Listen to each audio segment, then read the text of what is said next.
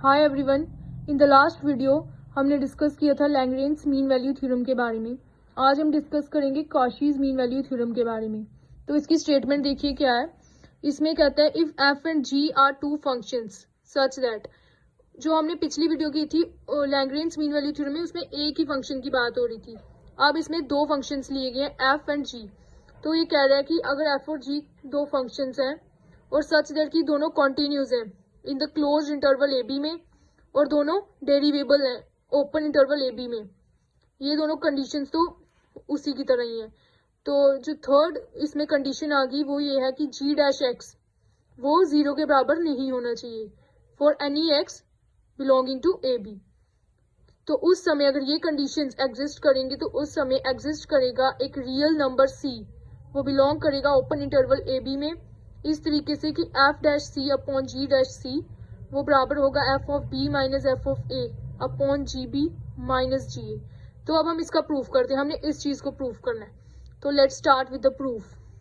तो अब हम इसको प्रूफ करते हैं। तो इसका प्रूफ करेंगे। सबसे पहले प्रूफ करने से पहले हमें ये प्रूफ करना पड़ेगा कि जी बी जो है वो जी ए के बराबर नहीं है। ये डिनोमिनेटर में ये जो है ये आपस में बराबर नहीं है, क्योंकि अगर आप देखिए अगर ये दोनों बराबर हो जाए, ये दोनों टर्म्स अगर जी बी जी ए के बराबर हो जाए तो मतलब जी ए माइनस जी ए वो तो 0 हो जाएगा, यानी कि डेनोमिनेटर हमारा 0 हो जाएगा। तो वो क्या होगा, मीनिंगफुल फॉर्म नहीं बनेगी। हमें इसको पहले मीनिंगफुल बनाना है, हमने बताना है, सबसे पहले ये प्रूव करना है कि जी बी जो है वो जी ए के बराबर नहीं है। तो उसको प्रूव करेंगे हम कॉन्ट्राडिक्शन मेथड से। हम करेंगे लेट्स अज्यूम, हम करेंगे इफ पॉसिबल कॉन्ट्राडिक्शन मेथड से प्रूव करेंगे।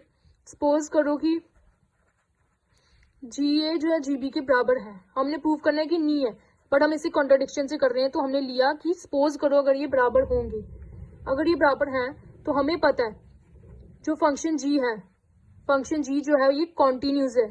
Function g is continuous in close interval A b and derivable भी है, ये derivable in open interval A b. G is continuous in a b and derivable in open interval A b. ठीक है, और अब ये किसकी कंडीशन है, रोल्स थ्योरम की। जी ऑफ ए जो है जी ऑफ बी के बराबर भी है, कॉन्टिन्यूस भी है और डेरिवेबल भी है। ये तीनों कंडीशंस रोल्स थ्योरम की हैं। तो बाय रोल्स थ्योरम क्या होगा, रोल्स थ्योरम से क्या होगा कि जी डैश सी जो है वो 0 के बराबर हो जाएगा। ठीक है, जी डैश सी 0 के बराबर हो जाएगा। और ये कंट्राडिक्ट कर रहा है, which contradicts the result that g dash x जो है वो 0 के बराबर नहीं है। ये देखो ये इसको कंट्राडिक्ट कर रहा है, क्योंकि अगर जी डैश सी 0 के बराबर आ रहा है तो जी डैश एक्स भी 0 के बराबर होना चाहिए। तो इसको कंट्राडिक्ट कर रहा है, क्योंकि हमने थर्ड स्टेटमेंट जो ली थी कि जी डैश एक्स जो है वो 0 के बराबर नहीं आना चाहिए, बट इसके अकॉर्डिंग तो वो बन रहा है, तो इस चीज को वो कंट्राडिक्ट कर रहा है। तो ये सही नहीं है। तो इसका मतलब hence our supposition is wrong. इसका मतलब जो हमने सपोज किया था वो गलत है। हमने क्या सपोज किया था कि जी ऑफ ए जो है वो जी ऑफ बी के बराबर है, तो ये गलत है। इसका मतलब जी ऑफ ए जो है वो जी ऑफ बी के बराबर नहीं है। अब जी ऑफ ए अगर जी ऑफ बी के बराबर नहीं है तो ये जो इक्वेशन है ये क्या हो जाएगी, मीनिंगफुल बन जाएगी अगर ये बराबर नहीं होंगे। So therefore f dash c upon g dash c equals to F of b minus f of a upon g of b minus g of a. ये क्या है, मीनिंगफुल बन गया, ये मीनिंगफुल है। अब हम आगे प्रूफ करेंगे। अब हमने ये चीज प्रूफ कर दी, अब हम प्रूफ करेंगे इसको। तो ये कैसे करेंगे, इसके लिए हमने फंक्शन लेना जैसे हमने पहले पिछली वीडियो में लिया था, तो इसी तरीके से हम इसमें भी लेंगे। Let us consider a function, consider a function phi of X. इस पेज में आ जाइए, फाई ऑफ एक्स हम एक कंसीडर करेंगे फंक्शन सच दैट कि ये किसके बराबर है, सच दैट कि phi of x is equal to F of X plus A G X. ये हमने कंसीडर कर दिया फंक्शन। और इसी तरीके से ए को हमने कांस्टेंट माना, where A is a constant is taken such that phi of A will be equals to phi of B. ठीक है, इस तरीके से लिया कि फाई ऑफ ए जो है, जब हम इसमें ए डालेंगे फाई ऑफ ए वो फाई ऑफ बी के बराबर आएगा। तो अब इसको डाल के देख लेते हैं। फाई ऑफ ए डालेंगे इसमें तो ए बनेगा, तो F of A plus A G A equals to B डालिए तो क्या बनेगा, F of B plus A G of B. अब फिर से रीअरेंज करिए जैसे पीछे किया था, तो ए वाली टर्म्स को एक साथ रखिए, minus A G of B equals to F वाली टर्म्स को एक साथ।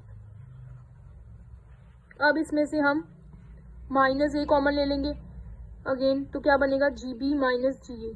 तो माइनस अगेन हमने कॉमन क्यों लिया, क्योंकि हमने प्रूव नीचे करना है जी बी माइनस जी ए, तो ये बनाना था इसलिए। Equals to F P minus F A, वैसे का वैसा। माइनस ए इधर ही रहेगा, तो ये क्या बनेगा, F of b minus f of a upon g of b minus g of a. अब इस इक्वेशन को हम ले लेंगे क्वेश्चन नंबर 2 कंसीडर करें। अब देखिए राइट हैंड साइड हमारी प्रूफ हो चुकी है। अब हमने लेफ्ट हैंड साइड का प्रूफ करना है किसी तरीके से, तो वो हम कैसे प्रूफ करेंगे, हम अब क्या करेंगे, अब हमने प्रूफ करना है कि फाई ऑफ एक्स जो है वो कॉन्टिन्यूस फंक्शन भी है और डेरिवेबल भी है, मतलब डिफरेंशिएबल भी है। एज हमें पता है कि ये दोनों कॉन्टिन्यूस फंक्शन है और सम ऑफ कॉन्टिन्यूस फंक्शन हमेशा कॉन्टिन्यूस होता है। सो देयरफॉर एज हम इधर लिखेंगे कि फाई ऑफ एक्स जो है वो is continuous in close interval A B, क्योंकि हमने क्लोज इंटरवल ए बी में कॉन्टिन्यूस प्रूफ करना है। ठीक है, फाई ऑफ एक्स जो है वो कॉन्टिन्यूस हो गया क्लोज इंटरवल ए बी में। क्यों हो गया, क्योंकि सम ऑफ कॉन्टिन्यूस फंक्शन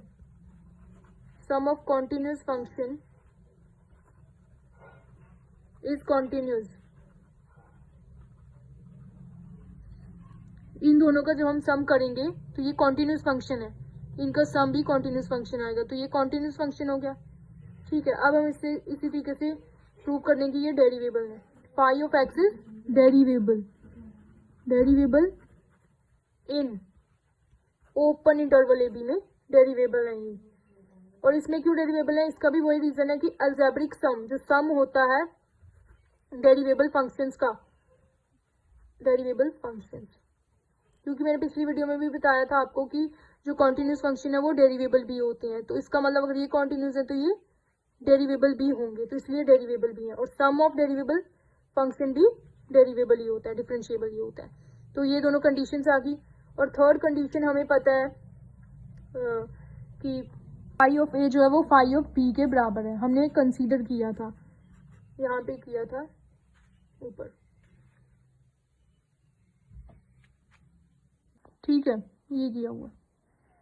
ठीक है, अब ये जो 3 कंडीशंस हैं ये रोल्स थ्योरम की कंडीशन है। तो रोल्स थ्योरम कहता है जब ये कंडीशन एग्जिस्ट करेंगी तब क्या होगा, बाय रोल्स थ्योरम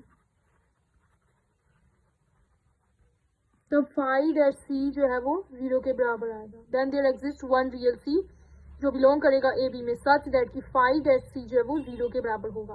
तो रोल्स थ्योरम से ये आ गया। अब हमें फाई डैश सी निकालना है, तो उसके लिए पहले हमें फाई डैश एक्स निकालना पड़ेगा। तो हम क्या करेंगे, इसकी डिफ्रेंसिएशन करेंगे। सबसे पहले फाई एक्स क्या, इधर लिख लेते हैं एक बार फिर, F of X plus A G X. तो हम फाई डैश एक्स निकाल लेते हैं पहले, फिर इसमें फाई डैश सी निकाल देंगे, सी डाल देंगे फिर। तो इसका डिफरेंशिएबल करोगे आप, तो इसकी डिफरेंशिएशन क्या होती है, एफ डैश एक्स प्लस इसकी करोगे ए इंटू किसी फंक्शन की कैसे होती है, जी डैश एक्स। अब इसमें फाई डैश सी निकाल देंगे हम, एक्स की जगह सी पुट करेंगे तो एफ डैश सी प्लस ए इंटू जी डैश सी बन जाएगा। तो हमने फाई डैश सी को 0 पुट करना है, तो इस टर्म को 0 पुट करेंगे, f dash c plus A g dash c is 0। So therefore f dash c equals to minus A g dash c. तो f dash c upon g dash c किसके बराबर आएगा, माइनस ए के बराबर। ठीक है, इसको हम इधर लेंगे तो इधर माइनस ए बच गया।